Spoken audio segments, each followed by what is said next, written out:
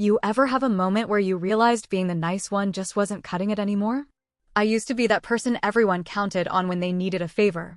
The one who'd drop everything to help a friend move or stay late to finish a coworker's project.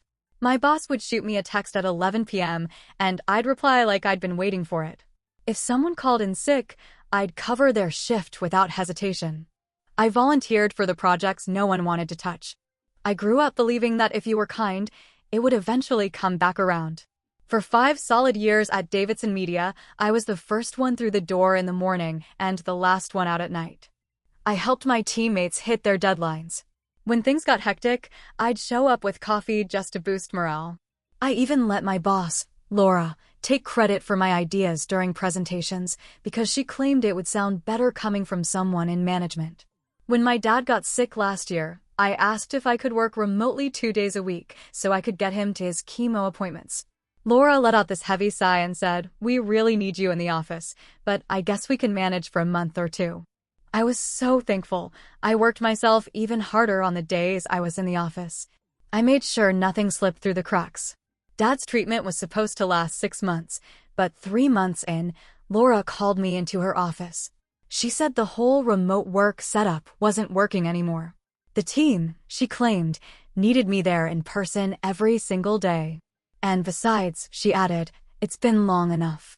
I told her dad was only halfway through treatment. He still couldn't drive, and I didn't have anyone else who could take him. She just stared at me until I looked down and muttered, I understand. That week, I drained my savings hiring drivers to take Dad to his appointments.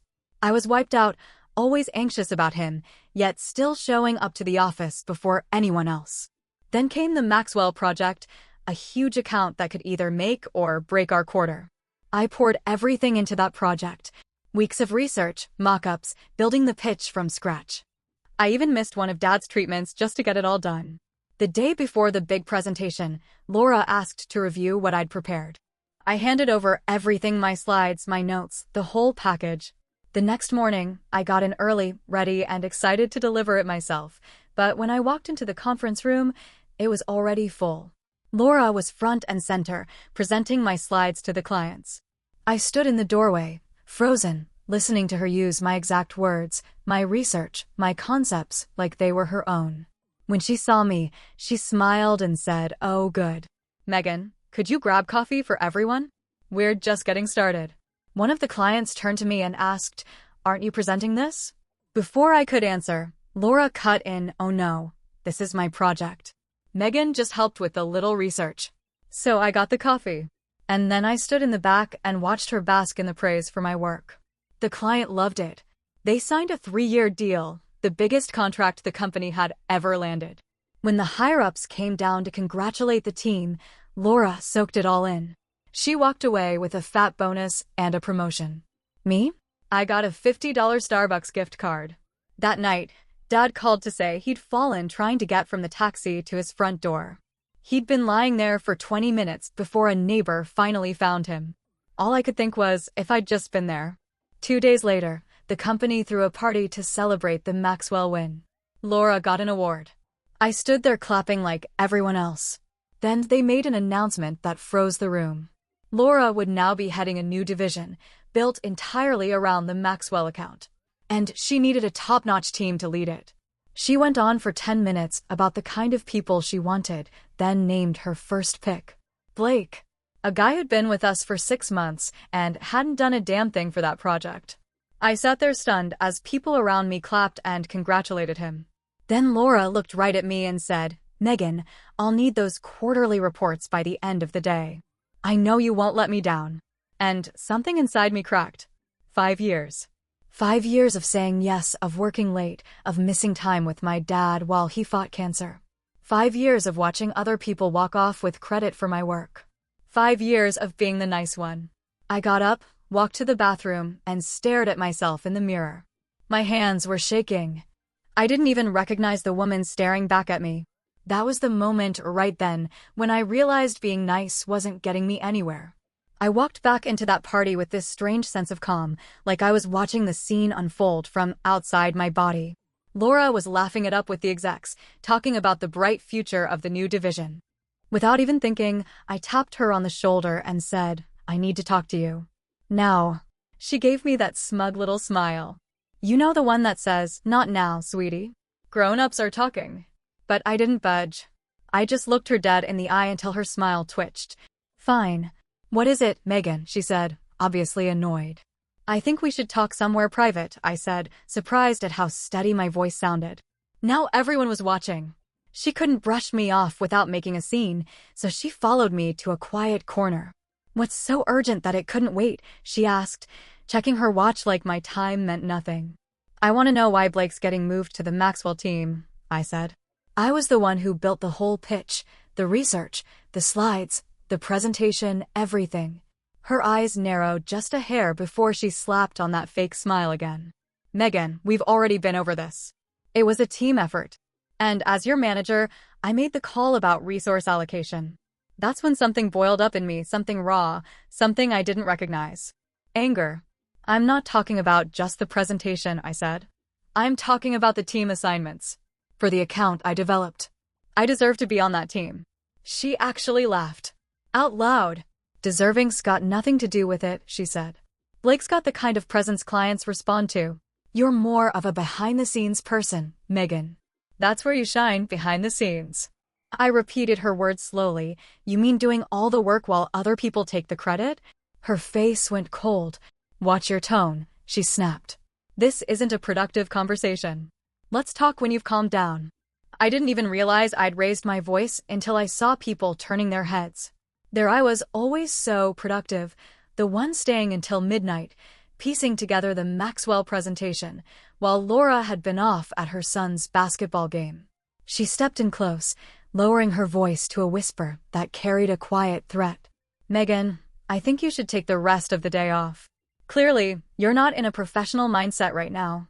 And for a second, I almost did it. Almost gave in, the way I always had.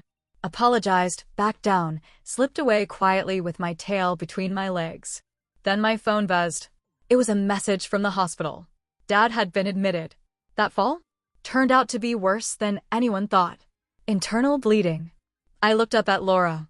"I'm not taking the day off," I said, steady and firm. "I'm quitting." Her eyes went wide. "What?" "I quit. I'm done being your workhorse. Done letting you take credit for my ideas. Done sacrificing my family for a job that doesn't value me or respect me."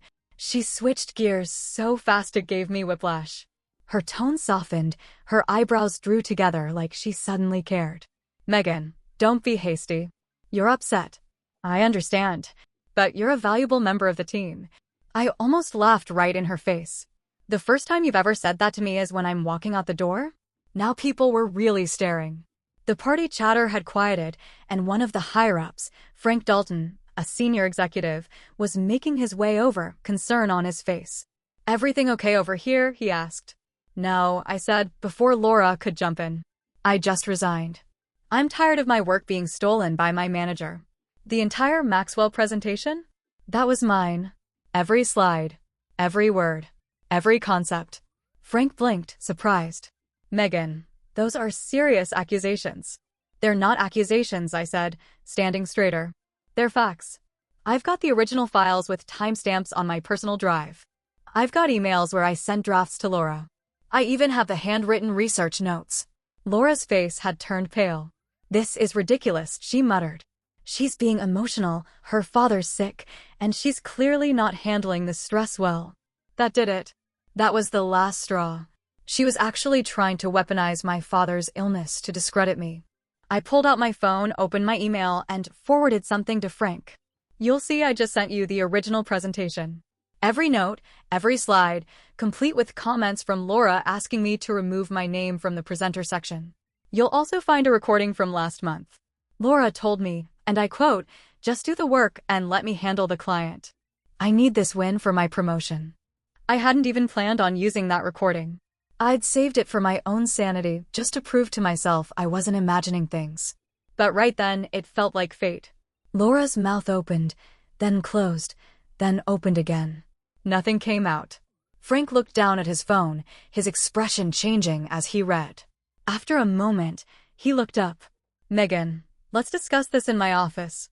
I shook my head. I'm done discussing. I'm done working here. I'm done being nice. I need to get to the hospital. My dad needs me. I'll send my formal resignation to HR. I turned to leave. That's when Frank said, "Wait, this is concerning information. We need to address this." I looked back. Laura's face was twisted in a mix of shock and anger. Frank looked genuinely shaken. "Address it however you want," I said. "I won't be here." As I walked through the office, I heard people calling my name, asking questions, trying to stop me. But I didn't look back.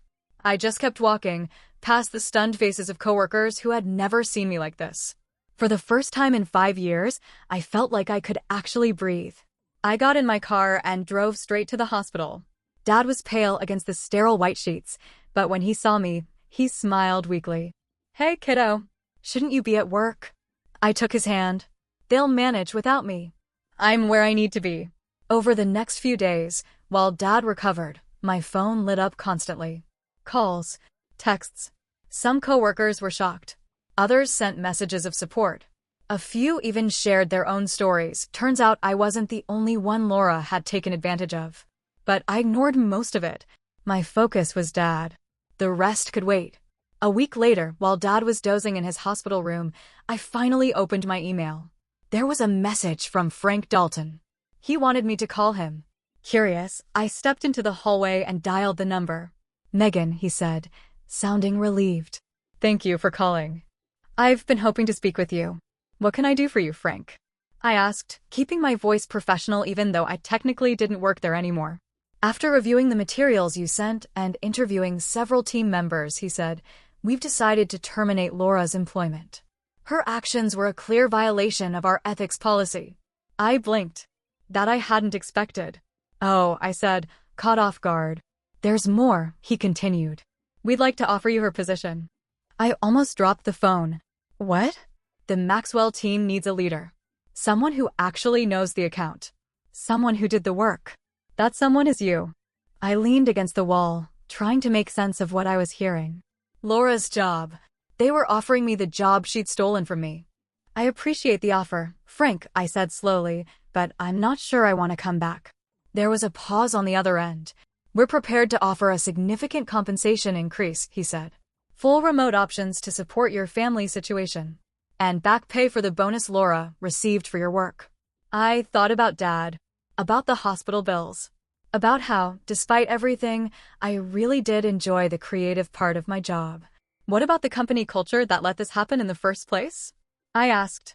"Why didn't anyone speak up?" Frank sighed. "That's a fair question. And one we're taking seriously. We've launched a full review of our management practices and reporting structure. I won't pretend we didn't fail you, Megan. We did. But I'm asking for the chance to make it right." I told Frank I needed some time to think. Asked if he'd be willing to meet in person, talk through the details. He agreed right away. That night, I sat beside Dad's hospital bed while he slept. My mind was all over the place. Going back to that job after how I'd walked out, that felt impossible. But starting over somewhere new, especially while Dad was still so sick, that felt just as heavy. He woke up and caught me staring off. "Penny for your thoughts," he said. So I told him everything. Laura, the confrontation, quitting, and the job offer that followed. He listened, like he always did, without interrupting. When I finished, he looked at me and asked, "What do you want to do, sweetie?" "I don't know," I admitted. "Part of me wants to go back and prove I can lead without turning into Laura. Part of me wants to walk away completely, just start fresh." He nodded. "Both are fair. But let me ask you this. When did you feel the most like yourself this past week?" I thought about it. It wasn't hard to remember. When I finally stood up to Laura. When I stopped letting her walk all over me. He smiled. "Exactly. Look, you don't have to decide today. Just, whatever you do, don't go back to being the old Megan. The one who let everyone else decide her worth." The next day, I met with Frank. I laid out what I needed: full remote work, flexibility for Dad's treatment, the freedom to build my own team, and most important of all, a company-wide policy to make sure credit goes where it's due. To my surprise, he said yes to every bit of it. I started my new role a few weeks later, working mostly from Dad's house while he recovered. My team respected me because I respected them. We knocked out the first part of the Maxwell project ahead of schedule and under budget. Was it perfect? No. A few folks still thought I'd be the same pushover I used to be. They learned fast. I was fair, but I wasn't a doormat anymore. 6 months later, Dad finished his treatment. The doctors said things looked good. I'd proven I could lead. Even won a company-wide innovation award for a new campaign idea. One evening, I was finishing up work in the home office I'd made in Dad's spare room when he walked in. "You know what I was thinking about today?" "What's that?" I asked, closing my laptop. "That day you showed up at the hospital right after quitting. You looked different, like you'd finally dropped some kind of weight." I smiled. "I remember." He sat down across from me. "Before that day, I was more worried about you than about myself. You were letting life happen to you. It took me getting sick for you to finally put yourself first." Tears stung my eyes. "I'm sorry it took that long." He reached across and squeezed my hand. "Don't be. We all learn when we're ready. I'm just glad I'm still around to see it. And for what it's worth, your mother would be proud of you." That made me laugh. Mom definitely didn't take crap from anyone. Later that night, I found myself thinking about who I used to be. Always saying yes. Always putting everyone else first. I didn't hate that version of me. She meant well. But she was scared. Scared of conflict. Scared of being disliked. Scared of standing alone. The woman I'd become wasn't fearless, but she faced her fears. She drew a line. And people respected her for it, way more than they ever did when she was bending over backward to please everyone. About a week later, I got an email. From Blake, of all people.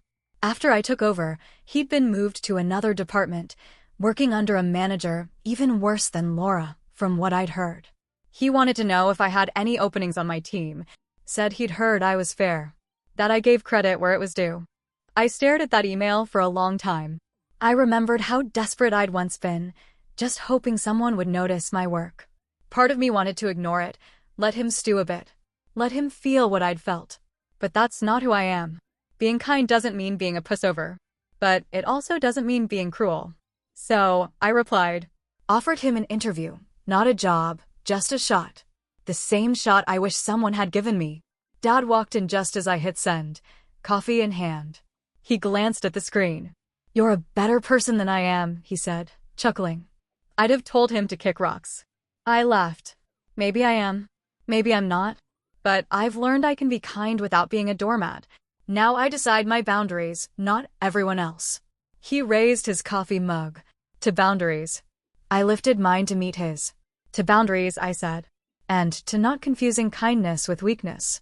It had been a long road, from that woman sobbing in a bathroom mirror, to the leader sitting in her home office, guiding a team with confidence.